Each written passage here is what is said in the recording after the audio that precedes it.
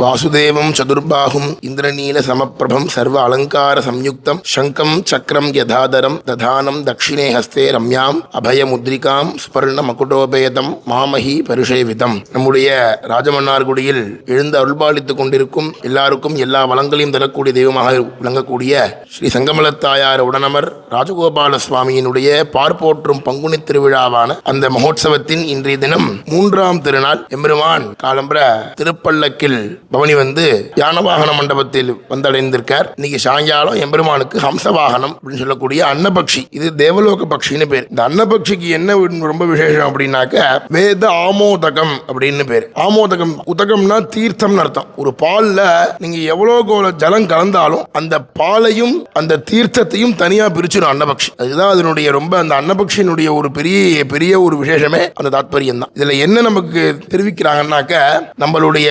மனசுங்கிறது 2 விதமா இருக்கும். ஒரு விஷயம் நம்ம பண்றோம், பெருமாள் சேவிக்க போறோம் அப்படின்னு சாதாரணமா ஒரு விஷயம் பெருமாள் சேவிக்க போவோம் அப்படின்னு நினைச்சிட்டு இருப்போம். இன்னைக்கு சாயங்காலம் தானே, இன்னைக்கு சாயங்காலம் போய்க்கலாம், காலம்பரம் வேண்டாம் சாயங்காலம் போய்க்கலாம் இன்னைக்கு அப்படின்னு நினைச்சிட்டு இருப்போம். அப்புறம் இன்னைக்கு சாயங்காலம் திருவிழா தான், இன்னும் 15-16 நாள் இருக்கே, நம்ம அப்புறம் நாளைக்கு போய்க்கலாம், வெண்ணத்தாழி வரலையும் திருவிழா இருக்கு, நம்ம நாளைக்கு போய்க்கலாம், நாளைக்கு போய்க்கலாம் அப்படின்னு ஒரு மனசு சொல்லும். அதெல்லாம் இல்ல, இன்னொரு மனசு சொல்லும் அதெல்லாம் இல்ல, இந்த அம்சவாகனம் இன்னைக்கு விட்டோம்னா திருப்பி அடுத்த வருஷம் தான், அதனால இன்னைக்கு போயிட்டு வந்துடும். அது மாதிரி நமக்கு மனம்ங்கிறது 2 விதமா நமக்கு அதை நம்ம டைரக்ஷன் பண்ணணும். அதை ஒரு நிலை ஆக்கி ஏகாக்கிர சித்தமாக ஆக்கி அதை எப்படி அந்த அம்சம் வந்து தெளிவான பாலை நமக்கு கொடுக்கிறதோ அது போல நல்ல விதமான புத்தியை நமக்கு இந்த அம்சவாகனம் கொடுக்கும் அப்படிங்கிறது இந்த அம்சவாகனத்தினுடைய தாத்பரியம். இந்த அம்சவாகனத்துக்கு மேல எம்பெருமான் இன்றைய தினம் நாயக்கர் திருக்கோணம். எல்லா ஊர்லயும் பெருமாள் கிருஷ்ணனாவோ நேற்று குழுவதும் கண்ணாக எம்பெருமான் வந்தார். நாளைக்கு வந்து கோவர்தனகிரி, நாளைக்கு கிருஷ்ணாவதாரம். பெருமாளுடைய அலங்காரத்துல பெருமாளுக்காகவே அலங்காரம் பண்றதுங்கிறது பெருமாளுங்கிறவர் அலங்கார பிரியர். அவருக்கு அவருடைய திருக்கோலம் பண்றதுங்கிறது விசேஷம். ஆனா அந்த பெருமாள்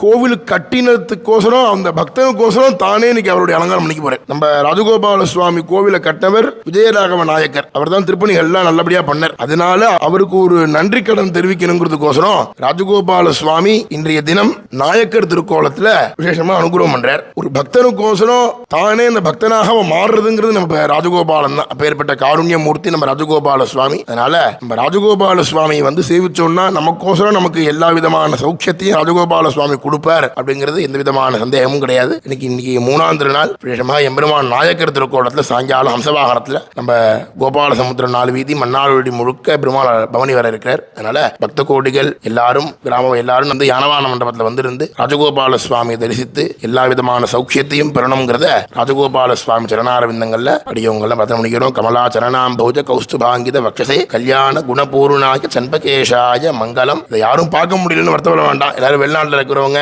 வெளியூர்ல இருக்கிறவங்க, வர முடியாத சூழ்நிலையில இருக்கிறவங்க எல்லாம் நம்ம பிக் ஷாட் சேனல்ல போன்ற நிறைய சேனல்கள்ல நம்ம ஊர்ல பெருமாள் கிருபையில ஏற்பாடு பண்ணியிருக்காங்க. அதுல எல்லாரும் தரிசித்து எல்லாம் ராஜகோபால சுவாமியினுடைய அருளை பெறுமாறு அன்புடன் கேட்டுக்கொள்கிறோம். ஜெய் ஸ்ரீமன் நாராயணா. ஸ்ரீமதே ரம்யஜா மாத்ர முனீந்திராய மகாத்மனே ஸ்ரீரங்க வாசினே பூயாத் நித்யஸ்ரீர் நித்யமங்கலம்.